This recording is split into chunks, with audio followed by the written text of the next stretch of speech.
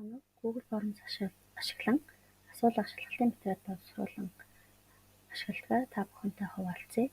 За Google Forms нь богино хугацаанд хэдэн ч хүн зэрэг ажиллаж болохоор бид нарт үр дүнг автоматар маш хурдан хугацаанд анализ хийн золон харуулдаг.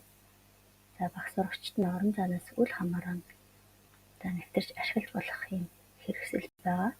Энэ хэрэгслийн болохоор зэрэг асуулга бүрээр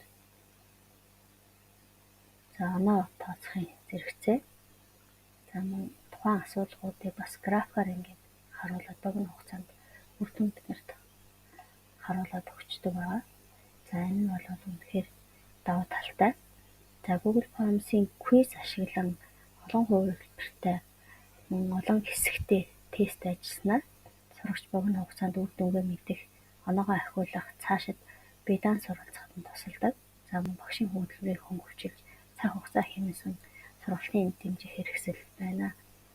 Олон хувилбар, олон хэсэгтэй гэдэг нь яг юу хэлээд байна гэхээр зэрэг Google Forms-ийн энд доор харагдаж байгаа энэ section гэсэн хэсгээр асуулгуудыг сорилуудаа ангилж болдог.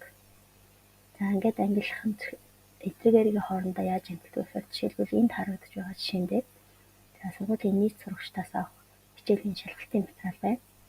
Тэгэхээр анги тус бүрд нь холбоосыг дамжуулахгүйгээр нэг холбоос дотор, нэг формос дотор бүх ангийн шалгалтын өчилсөн хэсгийн мэдээллийн хэсгийг сурагчийн мэдээллийн хэсгийг сонгож болохоор байршуулсан. Тэгэхээр энэ дотор бол нийтдээ 15 секшн ашигласан байна. Энэ секшнгүүдээ яаж холбох вэ гэхээр тухайлбал 12 дугаар ангийн секшн болохоор энэ non-for секшнтэй холбогдсон байна. Секшнтэй нэр өгөөд тэр нэрийг эндээс өөрөө сонгочиж болдог. Тэгэхээр энэ секшн дараагийн секшнтэй яаж холбогдох вэ? Аль асуулт нь зарим тохиолдолд бид нарт асуулт асуугаад тухайн асуултын хариултаас шалтгаалаад өөр хэсгүүд рүү ингэж сорил маань үргэлжлэх шаардлага гарна. Тэр тохиолдолд энэ секшнуудыг ашигладаг. Ингээд өөрийн секшнээ холбож өгснөөр үр дүн биднэрт ингэж харагдах юм байна. Тухайлах юм бол эндээс би 6 дугаар ангийн юг сонгоё. Би 6 дугаар ангийн сурагч байлаа гэхэд 6 дугаар ангаа сонгоод эндээс хичээл заадаг багшаа сонгоод дараагийн алхам руу хэсэг рүү орохоор 6 дугаар ангийн мэдээллийн хэсэг гарч ирж байна. Энэ дээр хүүхэд өөрийнхөө шалгалт өгөх хуваараа сонгоод ангиа сонгоод өөрөө үндсэн суралцдаг ангиа сонгоод энэ дотроос өөрийн нэрийг сонгох гэсэн. Тэгэхээр энэ болохоор яг мэдээллүүдийн холбоод өгч байгаа гэсэн.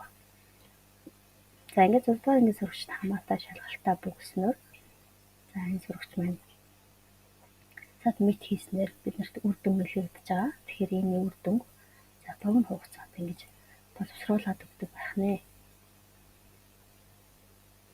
Мөн энэний давуу тал нь юу гэхээр олон хэсгүүд дотроос шалгалтынхаа анализыг аваад зөвхөн 6 дугаар ангиудынхаа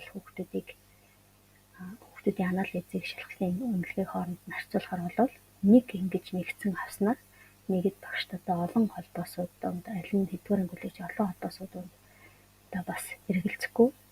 Дээрээс нь нэг холбоос дотор байгаа болохоор бид нар өөрсдөө хэрэгтэй Excel файлаар мэдээлэлээ татаад авчих юм бол эндээс шүүлт хийгээд анги бүлгээр багшаар шүүлтгэхийн үр дүнг харах юм боломжтой байгаа. Мөн quiz-с гадна асуулгын хэлбэрийг ээлж хичээлдээ ашиглахдаа тухайлх юм бол 3 дугаар ангийн сурагчдаас мэдээллийн технологийн хичээлийг орлоо гэхэд тэдгээртнээ санал асуулга давхар олон текстүүдийг уншихад тэднэрт маш төвөгтэй.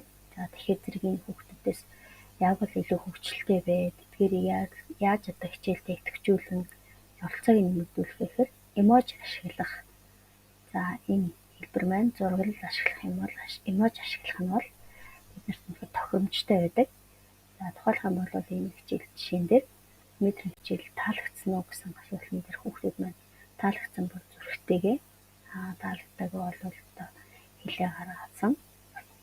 хөвчлөлтэй юм ашиглах нь байна. За таалагдаагүй. Үнэхээр хичээлүүд өөрт таалагдаагүй байх юм бол за энэ эможиг сонгож болох нэ. За эдгээр нь бол хөвчлөлтэйгээр хүүхдийг бас хичээл оролцоог нэмэгдүүлэх. За ийм ашигтай, хэрэгтэй хэрэгсэл байх нэ.